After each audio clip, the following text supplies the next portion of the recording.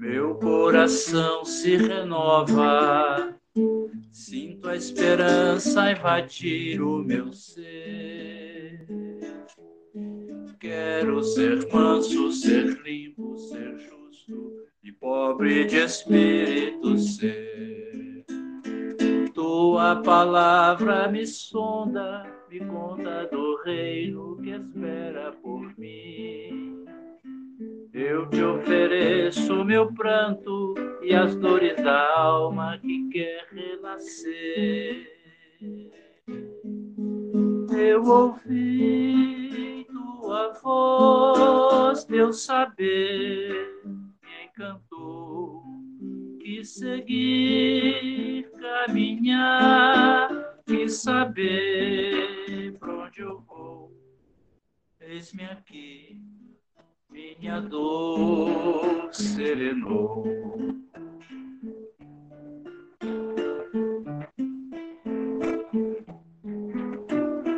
Um sentimento me ronda, não sei dizer, tudo é novo pra mim. Meu coração se renova, sinto a esperança invadir o meu ser. Quero ser manso, ser limpo, ser justo e pobre de espírito ser. Tua palavra me sonda, me conta do reino que espera por mim.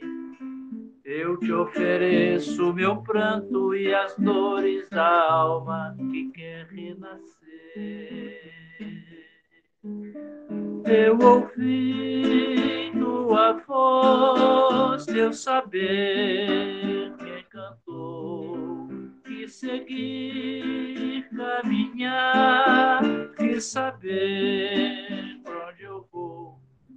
Eis-me aqui, minha dor serenou.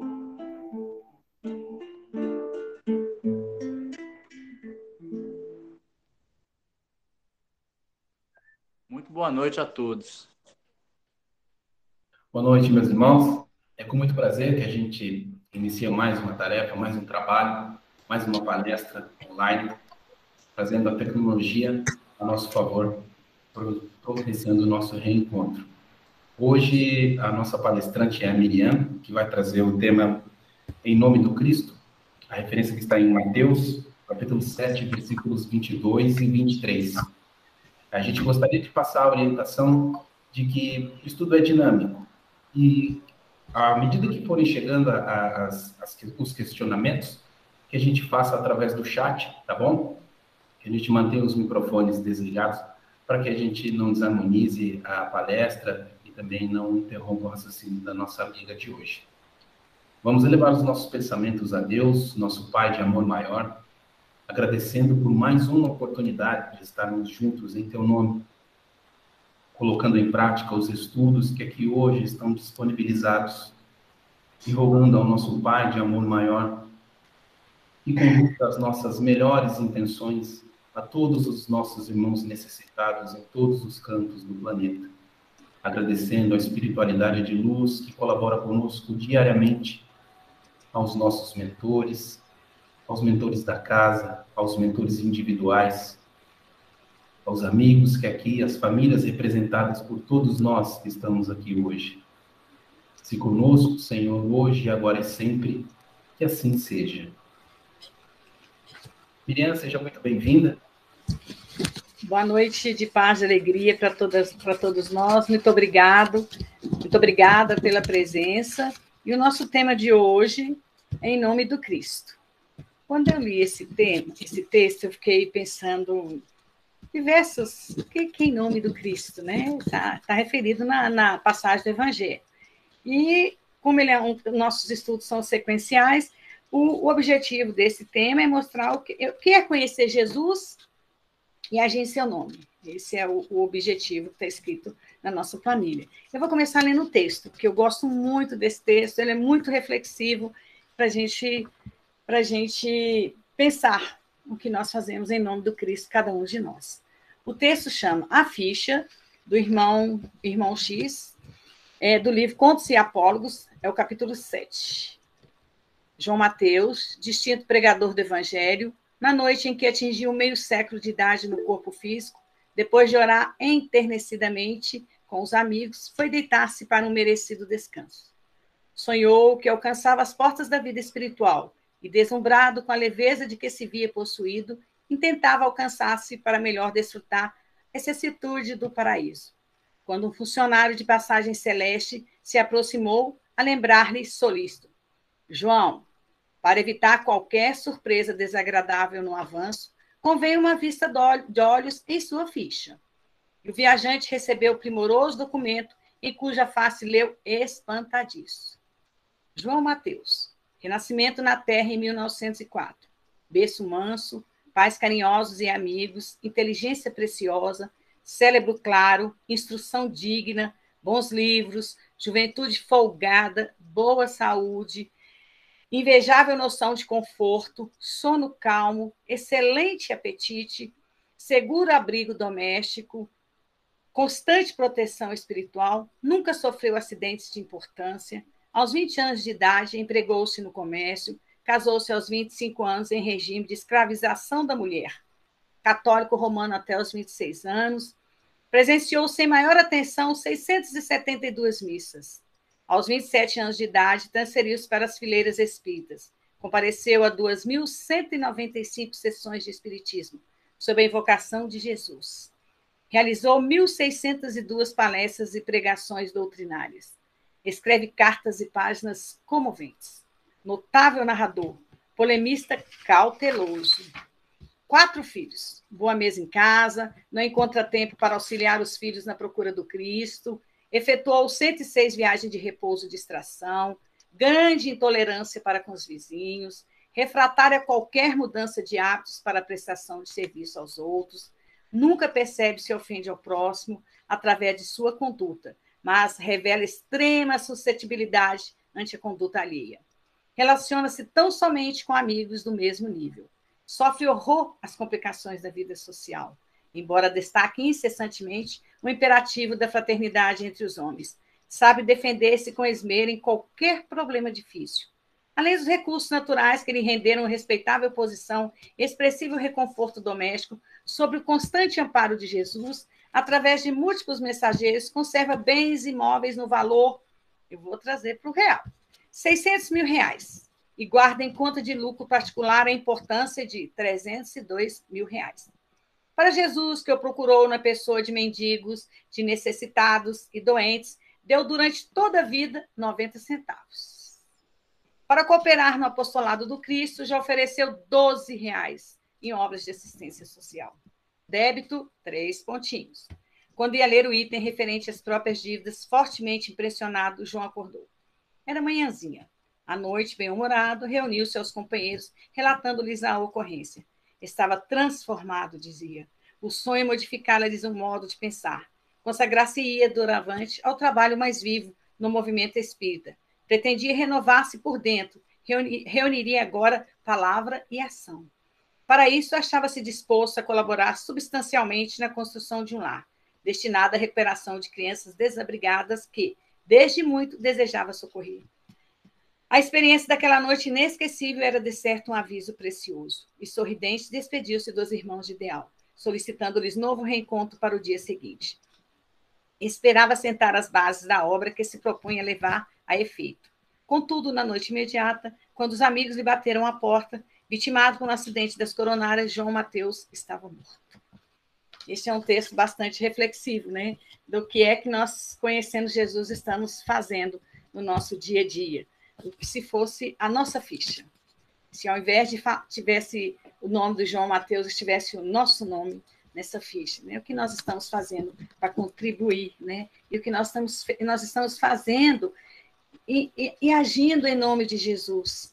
Será que nós estamos conseguindo praticar a moral, os ensinamentos de Jesus, que é a caridade, o amor, o perdão, a honestidade, a bondade, tudo que Jesus deixou para nós, todos os seus ensinamentos que está descrito no Evangelho e muito mais que a gente recebe hoje com essa doutrina espírita através dos nossos irmãos, de diversos escritores, de diversos irmãos nossos que transmitem para nós, da parte espiritual, experiências que nos engrandecem também, mas todos relacionados com o amor de Jesus, com o amor de Deus por todos nós.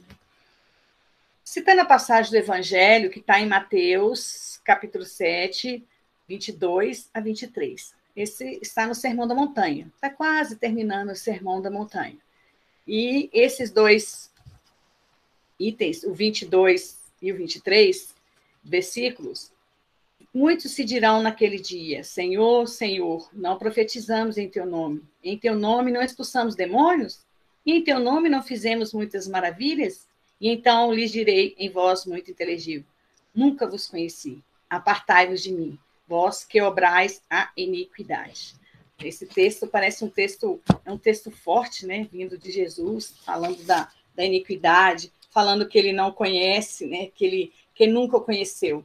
Quando a gente vê assim, parece que se a gente ficar ao pé da letra, a gente não consegue muito, fica pesado esse texto. Mas que Jesus está falando é disso, do que a gente faz, mas não faz de coração.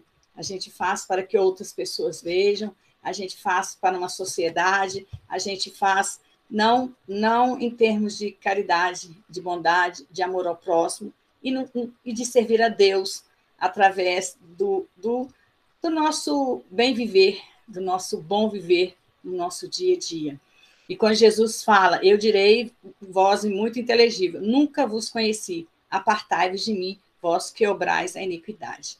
Quando o Evangelho fala assim, não é porque Jesus não vai nos aceitar, é porque a nossa inferioridade, o nosso grau de distância moral e espiritual das obras de nosso Senhor Jesus, quando eles estão fora do alcance do bem, nós é que estamos distante de Jesus. E Jesus está sempre no meio de nós. Né? Jesus é um Espírito puro, mas é um Espírito que nos ampara e nos socorre em toda a nossa caminhada. Nós é que afastamos dele com as nossas iniquidades, né? Com as nossas mazelas, com a nossa não prática do bem e do amor ao próximo e amar a Deus sobre todas as coisas. No livro Lázaro Redivivo, quando Jesus fala essa passagem, a gente lembra muito dos fariseus, né? E a gente pensa que fariseu, né, que praticava as iniquidades, eram só os fariseus daquela época do judaísmo, na época de nosso Senhor Jesus Cristo. E a gente vai ver aqui no capítulo 18, pelo Espírito, chama Espírito Farisaico. Eu vou falar só umas pequenas frases. A gente vai ver que nós vivemos esse farisaísmo até hoje no nosso dia a dia. Pelo irmão X, que é psicografado pelo irmão X, que é Humberto de Campos. Ele fala que no tempo do Cristo já era antiga a hipocrisia farisaica. Sentiam-se únicos diante da divindade. Pervertidos pelo intelectualismo de superfície, colocavam acima de tudo o rigorismo aparente. Imiscuíam-se nos negócios públicos e impunham movimentos de opinião. Os fariseus faziam tudo isso. Exigiam os primeiros lugares nas sinagogas e reclamavam destaque nas assembleias mais simples. Seus mantos luxuosos requisitavam a reverência do povo e, quando penetravam o templo, o falso de sua presença eclipsava o próprio santuário. Né? Os fariseus exigiam ser notados, ser percebidos. Né? Então, fala que o falso de sua presença eclipsava o próprio santuário. Os fariseus se achavam mais importantes do que a lição e os estudos que eram feitos dentro das assembleias. Né? Então, eles queriam ser o primeiro a sentar, o primeiro, e reclamavam destaque, né? Queriam se destacar no meio das assembleias. Pronunciavam longas e fastidiosas orações ante o altar da fé, relacionando as supostas virtudes de que julgavam portadores. Né? Tem gente que fala que tem gente que às vezes faz prece, a prece parece uma palestra, né? E também porque as palavras não eram de coração. As longas preces era para chamar a atenção, né? E achavam que eram, e falavam deles, falavam de si, falavam de virtudes que eles possuíam, e não do sentido, né, da busca desse encontro com Deus, do estudo da Torá, do Velho Testamento, porque Jesus falou que ele não veio destruir a lei, ele veio fazê-la cumprir. Então, Jesus segue os ensinamentos, Jesus segue as leis de Deus, né? E faziam o inventário verbal de suas boas ações, presumíveis e longe de pedirem o favor da divina misericórdia. exigiam-lhe as bênçãos que lhe eram devidas, segundo o palavratório de seus lábios incansáveis. Né? Então, eles falavam do que eles faziam, porque isso não é caridade, né? Isso é esmola. Como que eles doavam, para quem eles doavam, falavam da quantidade, da forma como que eles ajudavam as pessoas e queriam ser reconhecidos por essas atitudes. Isso não é uma virtude, isso é uma atitude. A caridade e o esclarecimento passavam de longe, repelindo aquelas bocas de falsos advogados da fé. Ninguém devia tomar-lhes a dianteira nos mais humildes assuntos. Então, de caridade, Humberto de Campos descreve que passava de longe, repelindo aquelas bocas de falsos advogados da fé. Ninguém devia tomar-lhes a dianteira nos mais humildes assuntos. Então, ninguém podia opinar, ninguém poderia falar, porque eles eram os mais importantes, eles eram donos da verdade. Né? Então, isso que Jesus está falando aqui, né? No Evangelho, né? De nunca os conheci. Apartai-vos de mim, vós que obrais a iniquidade.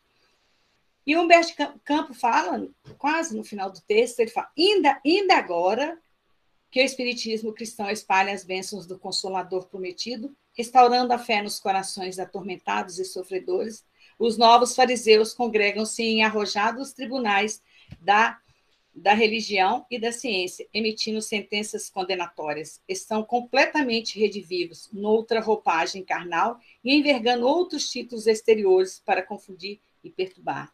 A revelação é a exclusividade deles. Não admitem a intromissão em seus trabalhos teológicos inacessíveis, são prediletos da divindade, senhores absolutos da crença, ministros únicos da graça celeste. Eu vou repetir de novo esse último parágrafo para a gente ver, para a gente perceber como os fariseus, ainda de uma outra forma, estão presentes no meio de nós, né? A revelação é a exclusividade deles. Não admitem a intromissão em seus trabalhos teológicos inacessíveis. São prediletos da divindade, senhores absolutos da crença, ministros únicos da graça celestial. Todavia, o Humberto fala, todavia, os servidores sinceros da nova revelação conhecem-nos de longo tempo, e por isso caminham valorosos e desassombrados, indiferentes às calhaus da incompreensão deliberada e surdos ao velho realejo da ironia.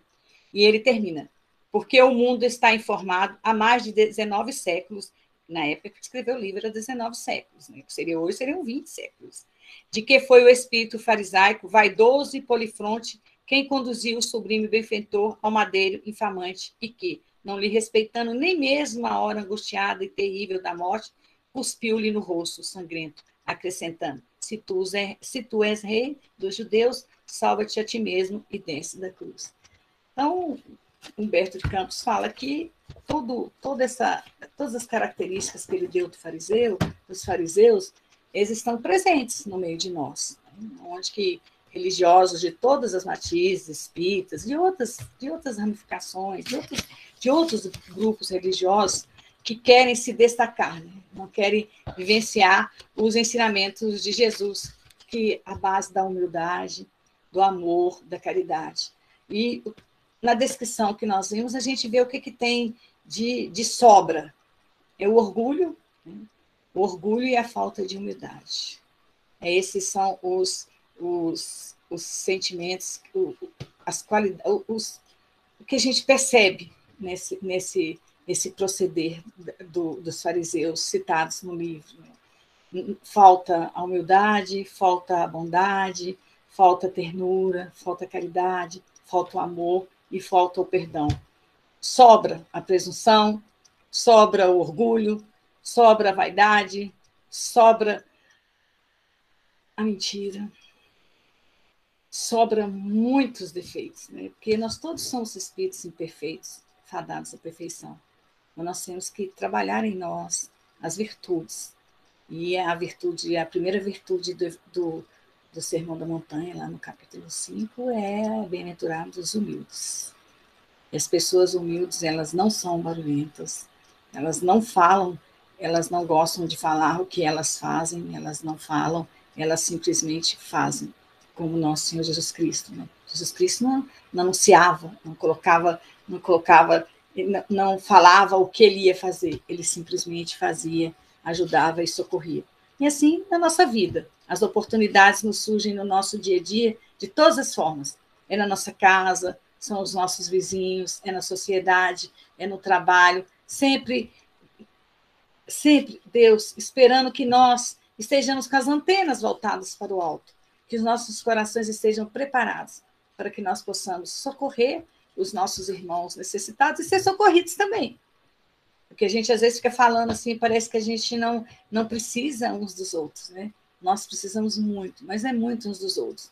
E quando nós estamos precisando de um socorro e de um amparo, a gente tem que se fazer pequeno para que Deus possa atender aos nossos pedidos e que eles possam ser atendidos também dentro da nossa necessidade e dentro do nosso merecimento. E se não formos atendidos naquilo que nós estamos pedindo, mais lá na frente a gente vai ver e vai entender o porquê que a misericórdia divina não permitiu que nos fosse concedido aquele pedido. Então, a vida vai nos ensinando, vai nos dando tranquilidade para a gente perceber, para a gente entender mais tudo o que acontece conosco no nosso viver. É através da doutrina, através dos estudos, através das vivências, através dos estudos do Evangelho de nosso Senhor Jesus Cristo, a gente vai ficar aprimorando o nosso espírito. Nós não somos matéria só, nós somos um espírito. A nossa matéria é perecível, esse corpo físico, todos nós que estamos assistindo agora, que estamos encarnados, esse corpo físico, uma hora ele vai voltar para a Terra e o nosso espírito é eterno. Então, que a gente reflita sobre essa nossa condição todo dia. Como que nós vamos voltar? Nós vimos no primeiro texto do João Mateus, quando ele viu que ele poderia mudar algo, que ele poderia fazer algo para a vida dele melhorar e trabalhar em prol das crianças, algo que ele almejou há muitos anos, mas ele não deu nenhum passo em caminho, ele não fez nenhum movimento para que concretizasse esse ideal dele de construir essa casa para as crianças. Aí depois o que ele viu de qual era a sua situação, né? Quando ele viu quando ia passar o débito dele, que ele acordou mudado. E que nós possamos não precisar de chegar assim bem próximo, né? Já bem no final das nossas vidas físicas para fazer o bem. Que nós possamos, através do nosso dia a dia, planejarmos e executarmos essas ações no bem, para que as nossas vidas fiquem umas vidas mais suaves, né? Vidas mais plenas. No livro Levantar e Seguir, do Chico Xavier, psicografado pelo Chico pelo Espírito Emmanuel, tem um texto muito interessante, que eles falam falsos profetas. Falso profeta não é somente aquele que perturba o serviço da fé religiosa, Emmanuel fala. Sempre que negamos a execução fiel de nossos deveres, somos mistificadores diante da lei divina, que nos emprestou os dons da terra em favor do aprimoramento de nós mesmos. Na maledicência, somos falsos profetas da fraternidade. Na discórdia, somos mistificadores da paz. Na preguiça, somos charlatões do trabalho. Na indiferença, somos inimigos do dever. Toda vez que olvidamos as nossas obrigações de solidariedade para com os nossos semelhantes, que prejudicamos o serviço que nos cabe atender, que fugimos aos nossos testemunhos de humildade, que oprimimos as criaturas inferiores, somos falsos profetas do ideal superior que abraçamos com Cristo. A terra é a nossa escola. O lar é nosso templo. O próximo é nosso irmão. A humanidade é nossa família. A luta é nosso aprendizado. A natureza é o livro sublime da vida. Vou repetir o texto, esse pequeno parágrafo. A terra é nossa escola bendita, nossa terra. Nós temos que agradecer a Deus todo dia por essa oportunidade. O lar é nosso templo, lar é nosso templo sagrado. O próximo é nosso irmão, somos todos filhos do mesmo Pai. Somos todos irmãos. A humanidade é a nossa família. Se somos todos irmãos, toda a nossa família é a humanidade, né? A luta é nosso aprendizado. Nós não viemos aqui na Terra para tirar férias, nem para passear, nem para ficar brincando. Nós viemos para o nosso crescimento. Então, nós passaremos por luta. Nós vamos crescer através do nosso esforço, das nossas vicissitudes. Elas nos farão crescer e são necessárias. Muitas delas são resgates que nós temos que passar devido às nossas imperfeições, devido aos nossos maus hábitos, né? Devido às nossas más ações em vidas passadas. Mas o Pai não nos conduz para esses resgates sem que nós não estejamos preparados. A natureza é o livro sublime da vida. Nós não esqueçamos, assim, de que um dia seremos chamados à prestação de contas dos talentos e dos favores que hoje desfrutamos, para resgatar o dia de ontem e santificar o dia de amanhã. Então, que a gente não esqueça que nós seremos chamados. Nós vamos prestar as contas dos talentos e dos favores. Se a gente for pensar, né, Deus é tão misericordioso e tão bondoso para nós. Esse ar que nós respiramos, né? Esse ar que mantém o nosso corpo, né, necessário, esse oxigênio que abastece o nosso organismo. É tão interessante quando a gente estuda um pouco de anatomia e começa a perceber que essa criação, que é o nosso corpo, é só Deus, né? É divino. Tudo que tem a nossa resistência. Eu vejo como que o nosso corpo físico é resistente a tantas coisas. E nós, às vezes, nem percebemos que nós estamos sendo agraciados com prolongando mais um tempo de vida aqui na Terra, para que a gente possa sair, a gente possa cumprir o que a gente veio fazer aqui. Bendito é o nosso corpo, gente. A gente tem que agradecer a Deus todos os dias por esse corpo físico, nesse instrumento, esse vaso sagrado que Deus permitiu que nós tivéssemos aqui na Terra, como ele é importante para o nosso crescimento, né? Nós não devemos ser apegados, porque na hora que nós voltarmos para a paz espiritual, o nosso corpo vai ficar, mas o nosso espírito é eterno. Outro dia eu ia fazer uma viagem e eu comecei fazendo as malas, depois fui arrumar as coisas na minha casa. Eu fiquei imaginando a gente voltando para a paz espiritual, né? Se a gente sai da nossa casa, ou vai trabalhar, a gente sai, fecha as portas e deixa tudo atrapalhado. Quando a gente volta, está tudo atrapalhado do mesmo jeito. Eu imagino também, pelo que a gente estuda, que é assim a gente voltar para a paz espiritual. Nós não seremos anjos quando a gente voltar. Nós seremos nós mesmos. Então, a gente volta para casa física e a gente não arruma porque está bagunçada. Então, a gente tem que organizar a nossa casa mental, a nossa casa espiritual, que nós podemos ser chamados a qualquer momento. E como que nós voltaremos, né? O que vai nos travar desse nosso retorno para a paz espiritual? Então, não que a gente queira morrer, não que a gente queira extinguir, não que a gente queira não viver, mas a gente tem que estar preparado para o despreendimento. E a gente não sabe, né? A morte, ela não avisa quando vai chegar, né? Tem também não teria sentido, né? Tem que ser muito evoluído para saber quando que vai voltar para a paz espiritual, né? A exemplo do Eurípides Bassanufo. Mas a gente tem que estar preparado para este momento. No livro os 4 evangelhos do Rusteng, no livro 2, no texto que ele fala sobre Deus julga pelas obras, ele fala que nem todos os que dizem Senhor, Senhor, entrarão no reino de Deus. As palavras morrem no espaço sem chegar ao Senhor, quando não tem por apoio os atos. Então, a gente falar e não fazer nada, as palavras morrem nos espaços, né?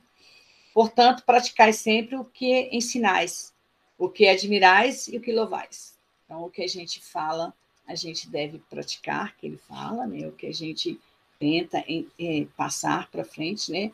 E o que admirais e o que louvais, né? Então, o que a gente admira, o que a gente louva, que a gente pratique isso no nosso dia a dia, né?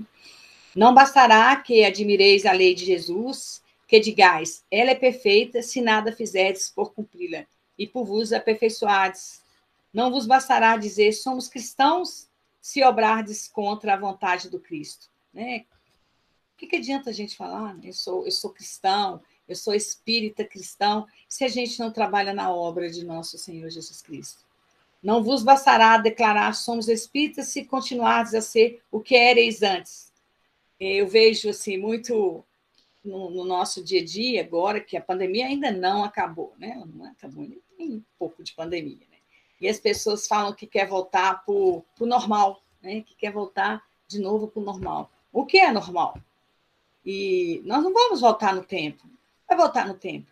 A pandemia pode ter trazido muitas dores para muitos de nós, para muitos familiares, mas ela trouxe grande aprendizado para todos nós. Aí, um dos grandes aprendizados é nós agora, de frente a uma tela, onde nós estamos fazendo um estudo em conjunto, né, com vontade de crescer, com vontade de desenvolver, e ligados no Cristo, né, com as antenas. Eu espero que as nossas antenas estejam voltadas para o alto.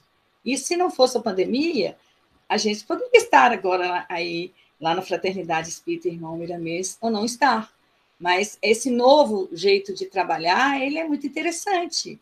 E a gente pode depois rever esses estudos. Tudo é de Deus mesmo, né? Então, eu não acredito que a gente vai voltar para nada do que era, porque o tempo não volta atrás.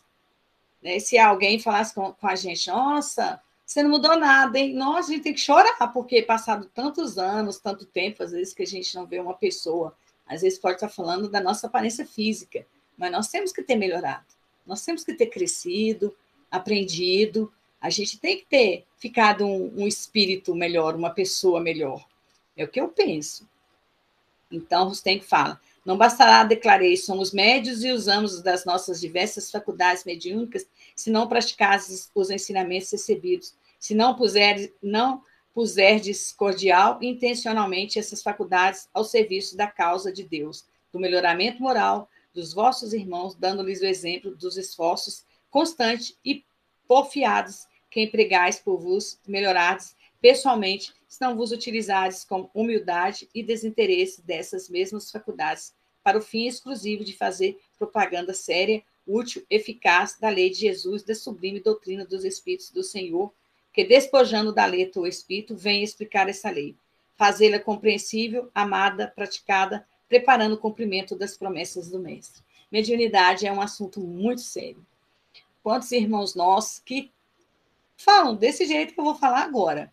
Eu quero que Deus tire isso de mim, dizendo que a gente implora para trabalhar isso com o dom mediúnico que todos nós temos, mediunidade de um grau ou de outro. Né? Mediunidade é intermédio entre a terra e o plano espiritual, mas tem médios que são bem comprometidos com muitos dons mediúnicos, mas mediunidade também está em sintonia com o astral superior. É ter esse contato. E tarefa, gente, não falta para nós. Não falta tarefa para o tarefeiro, porque nós temos tarefas sociais, nós temos tarefas espirituais. Então, a gente não pode reclamar, eu vou na casa de Miramês, mas eu não sei o que eu faço. Uma das casas que eu conheço que tem mais tarefa é na Casa Espírita, na Fraternidade Espírita Irmão Miramês, que atende desde da maternidade, da criança até na terceira idade. E são muitas tarefas, né? A gente pode ficar recebendo as pessoas quando chegam para as reuniões, a gente pode ajudar doando, né? Fazendo doações, a gente pode doar de diversas formas. Então, a gente entra, por exemplo, a gente entra numa casa, entra, acha tudo limpo, o chão limpo, as acomodações, as cadeiras, os vidros, janelas, cortinas, tudo limpo, mas alguém tem que fazer esse trabalho. E se alguém tem que fazer esse trabalho, se a gente não pode ir lá fazer, a gente tem que contribuir de uma outra forma, para que aquela casa caminhe. Quem conhece o Miramês há muitos anos, sabe como que foi difícil chegar no ponto que ele está hoje, na construção que ele está hoje. Claro que essa obra que é edificada pelos homens, ela foi primeiro edificada na parte espiritual. Tem todo um projeto, né? Tem todo um plano para ela chegar. Ela ainda não chegou, eu acredito que na construção espiritual dela, na sua totalidade. Mas ela já avançou demais. Mas foi através de esforços de todos, né? De contribuição de muitos de nós. Então, É disso que o Rustem está falando, é desse trabalho que a gente tem que fazer por prol, né, do todo. Não é pensando em nós, não é viver de uma forma egoísta, né, como a gente leu quando a gente começou a falar dos fariseus, né? Que nós temos muito de fariseu, a gente que tem que fazer essa revisão no nosso dia a dia, buscar melhorar, né? Trabalhar as nossas imperfeições. Então, quando a proposta é o que é conhecer Jesus e agir em seu nome, né? Então a gente pensa assim, eu sou cristão? Eu me considero um cristão? Tem gente, quando você fala assim, que ele fala que ele é espírita, e fica, eu sou espírita kardecismo. Kardecismo não é a forma correta da gente falar. Nós somos espíritas cristãos, estudamos a doutrina do Kardec, que ela é a doutrina de nosso Senhor Jesus Cristo, ele é o codificador dessa doutrina, com uma mente fantástica, né? Kardec é fantástico, e na elaboração desses 5 livros, né? Do Pentateuco, e diversas outras obras, né? Mas o que é ser cristão? Quando é que começou esse termo cristão? No livro A Casa do Caminho, pelo Sergito de Souza Cavalcante, no capítulo que fala designação dos primeiros cristãos. Durante os primeiros tempos da igreja, os discípulos de Jesus usavam para se designarem a si próprios e recebiam dos outros uma série de nomes. Os primeiros cristãos foram chamados de discípulos do Senhor, ou de nazarenos, homens do caminho, ou seguidores da via, né? E aí, o que nós somos? Nós somos cristãos? Nós nos reconhecemos como cristãos? O próprio Jesus era chamado de o caminho, e seus seguidores, os do caminho, os homens do caminho. E Jesus falou, sou o caminho, a verdade e a vida. Então, é descrito esse texto do Evangelho, né? Somente em Antioquia da Síria passaram a ser chamados pela primeira vez de cristãos, por sugestão do evangelista Lucas. E foi 43 anos depois de Cristo. E é onde que Lucas fala dessa sugestão? Está no livro Paulo Estevão, né?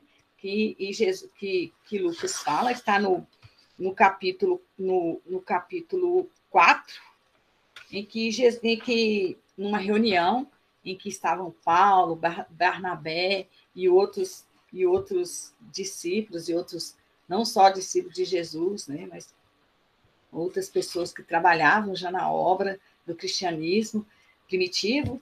Então, Lucas fala, irmãos, afastando-me de vós, levo o propósito de trabalhar pelo Mestre, empregando nisso todo o cabedal de minhas forças. Gente, Lucas era médico, um homem inteligente, um homem que tinha conhecimento, um homem que sabia falar, um homem que, quando ele chegou, né, como está descrito lá no livro Paulo Estevão, quando ele chegou para poder conhecer Jesus, já tinha mais de 30 dias que Jesus tinha sido crucificado. Mas Lucas encantou pela doutrina de Jesus. Ele já tinha ido para encontrar Jesus, só que ele chegou, não digamos que ele chegou tarde, não era a hora dele chegar ainda. E Lucas fala, não tenho dúvida alguma quanto à extensão desse movimento espiritual. Para mim, ele transformará o mundo inteiro. Entretanto, pondero a necessidade de imprimirmos a melhor expressão de unidade às suas manifestações. Quero referir-me aos títulos que nos identificam a comunidade. Não vejo na palavra caminho uma designação perfeita, que traduza o nosso esforço. Os discípulos do Cristo são chamados viajores, peregrinos, caminheiros, mas há viadantes e estradas de todos os matizes. O mal tem igualmente os seus caminhos. Não seria mais justo chamarmos cristãos uns aos outros? Não seria mais justo? Esse título nos recordará a presença do Mestre e nos dará energia em seu nome e caracterizará de modo perfeito as nossas atividades em concordância com os seus ensinos. A sugestão de Lucas foi aprovada em geral alegria. O próprio Barnabé abraçou enternecidamente, agradecendo o assertivo alvitre que vinha satisfazer as certas aspirações da comunidade inteira. No alvitre de Lucas entendeu-se rapidamente a todos os núcleos evangélicos, inclusive Jerusalém, que o recebeu com especial simpatia. Dentro de breve tempo, em toda parte, a palavra cristianismo substituía a palavra caminho. Isso aí serve para a gente também fazer uma reflexão quando a gente for falar de nós, né? de nós espíritas cristãos. Nós somos espíritas cristãos? Nós venciamos os ensinamentos de nosso Senhor Jesus Cristo? Eu trouxe esse pequeno texto para a gente refletir, para a gente falar com mais força, com mais coragem, né, de professar a nossa fé. A gente não precisa descrever, a gente não precisa sair tocando trombeta, mas as pessoas nos perguntam, né, sobre o Espiritismo. Eles perguntam o que nós somos, como que nós somos denominados. Então, é que a gente possa, assim como Lucas, né, falar com mais firmeza e trabalhar mesmo na seara de nosso Senhor Jesus. Tem uma história que ela condiz muito com o que é conhecer Jesus e agir em seu nome. Depois que a gente conhece Jesus, que a gente não conhece Jesus de uma vez só. Né? Primeiro, que é o que eu disse no início, à medida que nós vamos buscando a nossa elevação e a nossa evolução espiritual, moral, a nossa mente vai se dilatando, né? Vai se abrindo, vai se aprimorando para entender os ensinamentos do alto. E nesse caso aqui que eu vou contar, que chama O Leiteiro Cristão. Agora, cristão vai ser uma palavra mais comum no nosso dia a dia. Está no Evangelho em Casa, e quem escreveu esse texto foi Meimei. Está no Evangelho em Casa, na segunda reunião. Dona Moema, nossa vizinha, e eu notamos que o leiteiro Calimério, de um dia para outro, modificou para melhor o produto que nos vendia. Fizera-se o leite excelente. E Dona Moema, com 2 filhinhos de berço, foi a primeira a assinalar a transformação. Informou-me que as crianças mostravam-se tão melhoradas e tão robustas que me convidava a apelarmos juntas para ele, a fim de que a situação fosse mantida no mesmo nível. Concordei e abordamos-lo na manhã seguinte. Calimério, disse Dona Moema para começar, que houve com o leite agora tão apetitoso?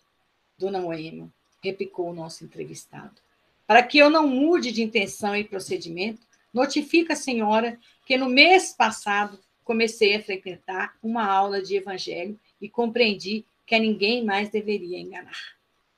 E colocando o olhar ansioso em nós duas, como quem rogava a nossa aprovação, ajuntou. Confesso, senhoras, que até no mês passado sempre misturei água no leite, para aumentar o meu rendimento. Mas desde que conheci as lições de Jesus, já não posso mais agir assim. Peço-lhes que me perdoem. Confiou-se Dona Zilda a breve intervalo, depois concluiu. Estudemos o exemplo de Calimério, renovado. Com os ensinos do Evangelho, fez-se correto e, fazendo-se correto, é verdadeiro benfeitor de nosso equilíbrio orgânico, pela honradez com que nos fornece o alimento. Quando cada um de nós estiver trabalhando com a probidade do leiteiro cristão, o mundo será o reino divino que teremos edificado com Deus. Meimei. Uma história que parece uma história simples, né?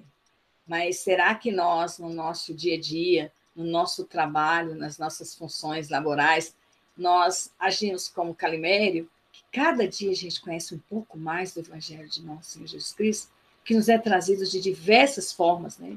Hoje nós estamos podendo estudar mais um pouquinho do Evangelho, né? Esmiuçar mais os textos do Evangelho, não segundo a letra que mata, e sim o Espírito que vivifica. Esse é o nosso objetivo de estudar.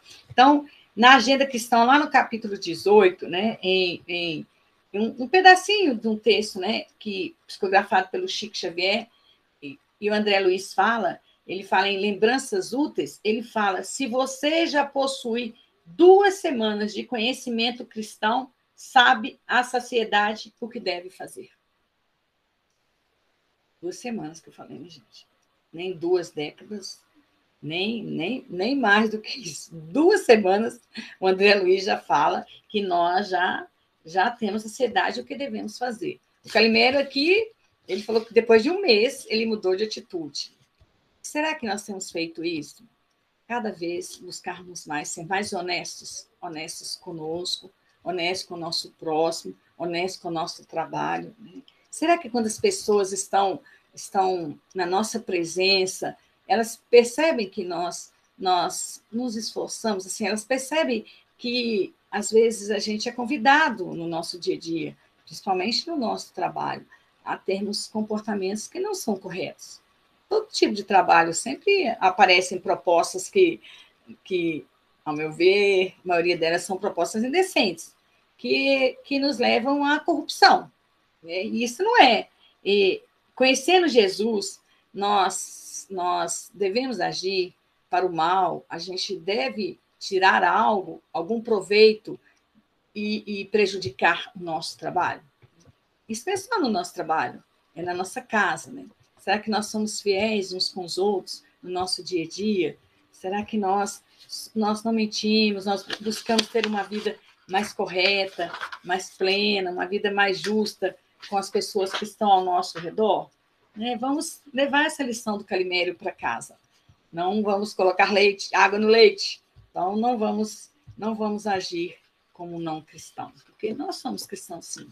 Eu acredito que todos nós que estamos aqui nesse momento e em todo o nosso planeta Terra, muita gente tem buscado os ensinamentos de nosso Senhor Jesus Cristo e tem praticado o seu amor. Senão o mundo não estaria do jeito que está hoje.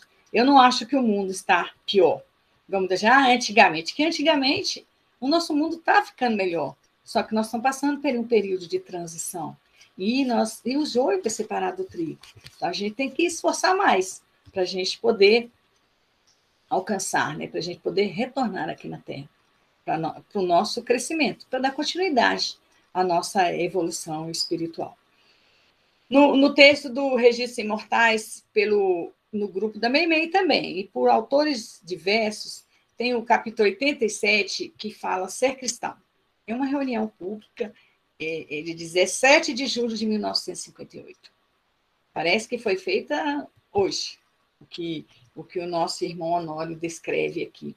Ele fala que, meus amigos, ser cristão é ser bom, humilde, caridoso, abnegado e compreensivo.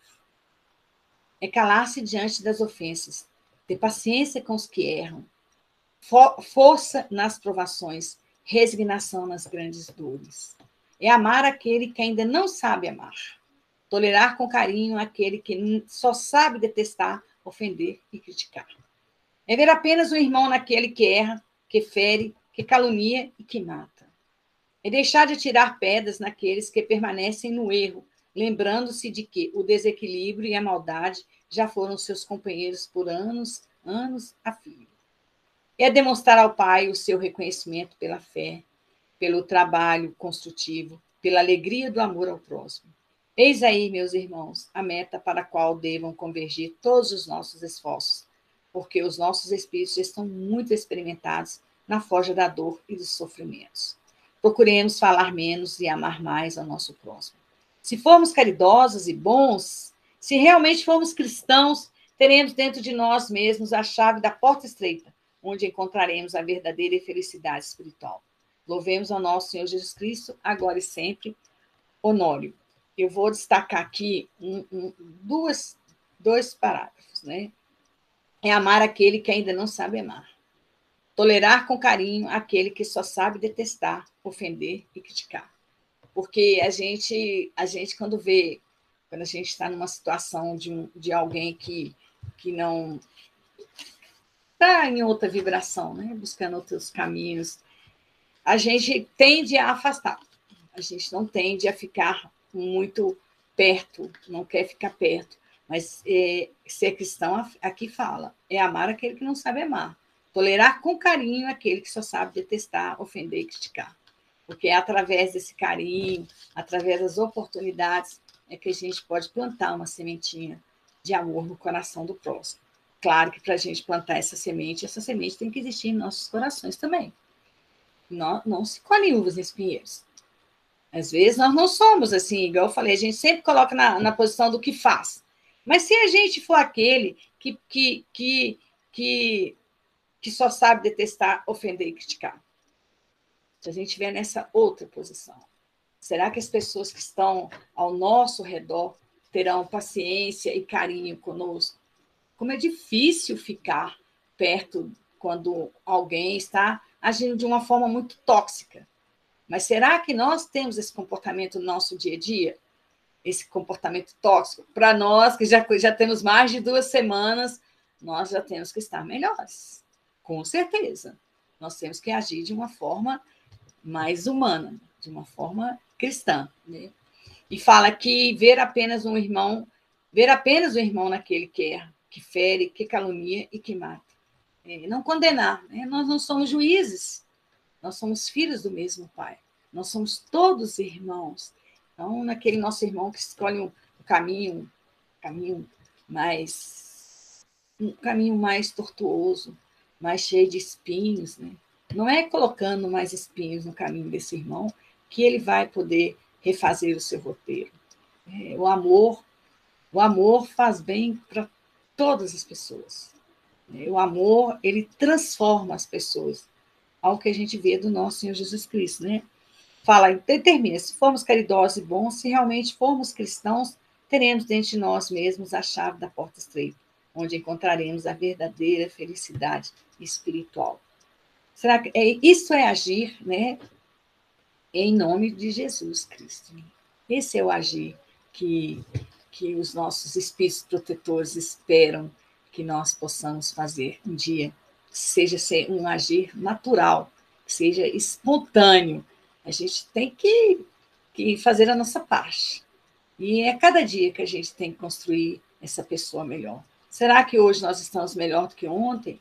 Será que nós reconhecemos que precisamos melhorar, que precisamos crescer? E como que faz bem ter paz, ter tranquilidade, serenidade, não ficar desesperado diante das dificuldades da vida, confiar em Deus e fazer a nossa parte? É isso que a gente tem que pensar, né, como cristão. Gente, está dando 20h50. Tem alguma pergunta? Eu posso continuar. Ninguém me respondeu, eu vou continuar. Pode ser? Pode continuar, Miriam. Pode continuar. Eu gostaria de passar esse texto, eu achei ele tão interessante, né? Fala assim, do Espírito da Verdade, o livro Espírito da Verdade, esse do Valdo, psicografado pelo Chico, e autor de versos pelo Chico e pelo Valdo Vieira. No capítulo 74, ele pergunta: que ovelhas somos? O pastor atento se identifica com o rebanho de tal maneira que define de ponto qualquer das ovelhas mantidas a seu cuidado. Conhece as mais ativas, descobre as indiferentes, nomeia as retardatárias, registra as que lideram, classifica a lã que venham a produzir, tudo faz em favor de todos. Por sua vez, as ovelhas, pouco a pouco, percebem dentro da limitação que as caracteriza o modo de ser do pastor que as dirige. Habituam-se aos lugares que lhes são prediletos, respeitam-lhe os sinais, acatam-lhe as ordens, reconhecem-lhe o poder diretivo, sem confundir-lhe a presença. Na imagem temos a divina missão do Cristo para conosco. O pastor compassivo conhece cada uma das ovelhas do redil humano, tudo fazendo para guiá-las ao campo da luz celeste.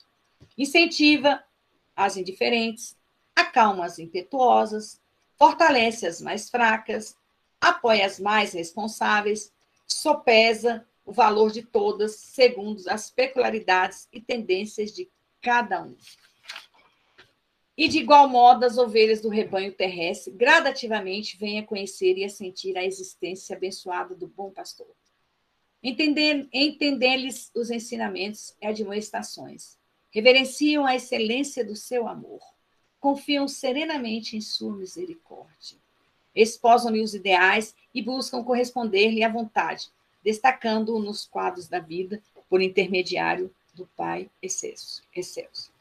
Desse modo, cabe-nos atender ao chamamento do Mestre, melhorando as condições da vida no mundo com base em nossa própria renovação. Nesse programa de luta, vale indagar de nós mesmos que ovelhas somos. Cada um vai responder por si, né? Que tipo de ovelha que nós somos, né? Como que nós estamos no momento, né, nossa vida aqui na Terra, no plano espiritual, que nós sabemos que tem muitos irmãos nossos encarnados acompanhando os nossos estudos. E com semelhante pergunta, busquemos na disciplina, ante o Cristo de Deus, a nossa posição de servidores do bem, na certeza de que a humildade confere-nos-á a sintonia com o Divino Pastor, para que, sublimando e servindo, atinjamos com ele o aprisco celeste na imortalidade vitoriosa.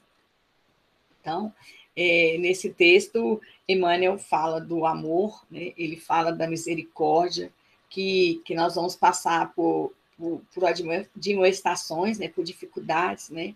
Mas que a gente deve esposar os ideais e de vontade, destacando nos quadros da vida por intermédio do Pai excelso. Né? É confiar em Deus. Né? Então, eu deixo para cada um refletir que ovelha que nós somos, né? Que ovelha somos. Cada um sabe de si, né? A gente não pode responder pelo outro. Mas eu espero que nós possamos ser ovelhas que queremos participar do rebanho de nosso Senhor Jesus Cristo, né? Trabalhar no rebanho de nosso Senhor Jesus Cristo, conhecer o seu evangelho, conhecer a sua doutrina de luz e de amor, e participar ativamente em todos os instantes da nossa vida, educar a nossa mente, educar os nossos pensamentos, educar os nossos passos, né? Educar o nosso viver, para trazer melhoria para todos nós. Eu fico imaginando, é bom ficar na nossa presença? Eu pergunto para vocês. Vocês acham que é agradável ficar com vocês mesmos? Que vocês é uma pessoa que, quando ela está num ambiente, esse ambiente consegue harmonizar o ambiente, mesmo que ele esteja passando por um momento de tempestade? Um cristão consegue fazer isso. Isso é um papel do cristão. Então, se nós nos classificamos como cristãos, nós temos que agir com essa doçura e não fazer com o ambiente, quando ele está tempestivo, ele fique mais difícil ainda. E nós temos que pacificar. Né? Nós não temos que ser passivos, nós temos que ser pacíficos no nosso proceder, no nosso dia a dia. E para finalizar, eu vou falar do momento do Eurípides Bassanufo. Gente, eu sou encantada com o Eurípides Bassanufo. Quem tiver a oportunidade de ir lá em Sacramento e na Fazenda, conhecer um pouco da história de Eurípides Bassanufo, saindo dos livros, né? Puder ter essa oportunidade, não perde, não. Não perde essa oportunidade, não. Semana passada eu estive lá em Sacramento, como um momento de renovação espiritual para mim. Foi muito importante ter ido lá. Eu e o José Cláudio, meu marido. E até o José Cláudio não é espírita, acho que ficou espírita lá também, porque o ar de lá renova todas as nossas esperanças. É um bem-estar, gente, eu não sei nem descrever. Então, eu vou ler esse texto de Eurípides Bassanufo, porque lá é fantástico. Né? Quem lê aquele livro Eurípides, O Homem e a Missão, ele descreve como que é o ar de Sacramento, por que ele nasceu lá, e outros espíritas também, trabalhadores da seara de Nosso Jesus, porque o que saiu de lá, os trabalhos que foram feitos lá, tiveram um alcance internacional. Pessoas de outros países vão em Sacramento para poder sentir essa energia fantástica que existe lá. Então, eu tirei esse texto, que também tem no livro de Eurípides, O Homem e a Missão, mas A Vida Escreve, do Hilário Silva, na segunda parte, psicografado pelo Chico, fala que começaram Eurípides Bassanufo, apóstolo da mediunidade em Sacramento, no estado de Minas Gerais, a observar-se fora do corpo físico, em admirável desdobramento, quando, certa feita à noite, viu a si próprio em prodigiosa volitação. Embora inquieto, como que arrastado pela vontade de alguém, um torvelinho de amor subia sempre. Queria parar e descer, reavendo o veículo carnal, mas não conseguia. Braços intangíveis tutelavam-lhe a sublime excursão. Respirava outro ambiente, envergava forma leve, respirando no oceano de ar mais leve ainda. Viajou, à maneira de pássaro teleguiado, até que se reconheceu em campina verdejante. Reparava na formosa paisagem, quando não longe avistou um homem que meditava envolvido por doce luz. Como que magnetizado pelo desconhecido, aproximou-se. Houve, porém, um momento em que estacou trêmulo. Algo lhe dizia no íntimo para que não avançasse mais. E, num deslumbramento de júbilo, reconheceu-se na presença do Cristo. Baixou a cabeça, esmagado pela honra imprevista, e ficou em silêncio, sentindo-se como intruso, incapaz de voltar ou seguir adiante. Recordou as lições do cristianismo, os templos do mundo, as homenagens prestadas ao Senhor na literatura e nas artes, e a mensagem dele a ecoar entre os homens no curso de quase 20 séculos. Ofuscado pela grandeza do momento, começou a chorar. Grossas lágrimas banhavam-lhe o rosto, quando adquiriu coragem e ergueu os olhos humildes. Viu, porém, que Jesus também chorava. Traspassado de súbito sofrimento por ver-lhe o pranto, desejou fazer algo que pudesse reconfortar o amigo sublime. Afagar-lhe as mãos e tirar-lhe a maneira de um cão leal aos seus pés. Mas estava como que chumbado ao solo estranho. Recordou, no entanto, os tormentos do Cristo e a se perpetuarem nas criaturas que até hoje na terra lhe atiram incompreensão e sarcasmo. Nessa linha de pensamento não se conteve. Abriu a boca e falou suplicante: Senhor, por que choras? O interpelado não respondeu. Mas, desejando certificar-se que era ouvido, Eurípides reiterou: choras pelos descrentes do mundo? Enlevado, o missionário de Sacramento notou que o Cristo lhe correspondia agora ao olhar. E, após um instante de atenção, respondeu em voz dulcíssima: Não, meu filho, não sofro pelos descrentes aos quais devemos amor. Choro por todos que conhecem o Evangelho, mas não o praticam. Eurípides não saberia descrever o que se passou então. Como se caísse em profunda sombra ante a dor que a resposta lhe trouxera, desceu e acordou no corpo de carne. Era madrugada. Levantou-se e não mais dormiu. E desde aquele dia, sem comunicar a ninguém a divina revelação que lhe vibrava na consciência, entregou-se aos necessitados e aos doentes, sem repouso sequer, de um dia servindo até a morte. Hilário Silva.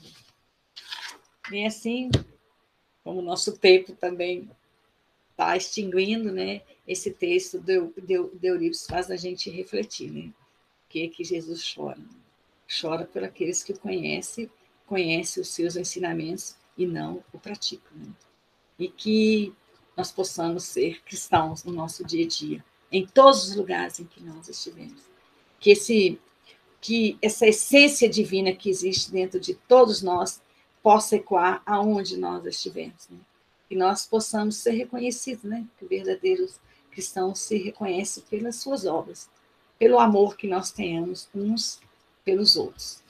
Muito obrigada, gente. Nosso tempo já passou 1 minuto. Eu agradeço por esse estudo e eu continuaria estudando mais um bom tempo, se dependesse de mim.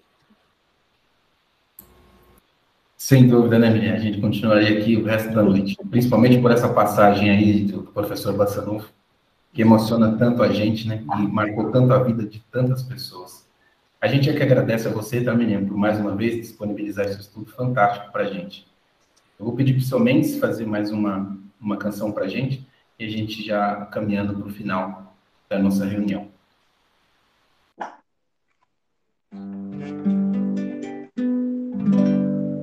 Quanta luz nesse ambiente descendo sobre nós, vibrando em nossa mente. Quanta luz, quando assim em prece, como a alma cresce aos olhos de Jesus. Quanta luz, quando em oração a voz do Mestre fala ao nosso coração. Quanta luz descendo sobre nós. Quanta luz, quanta luz.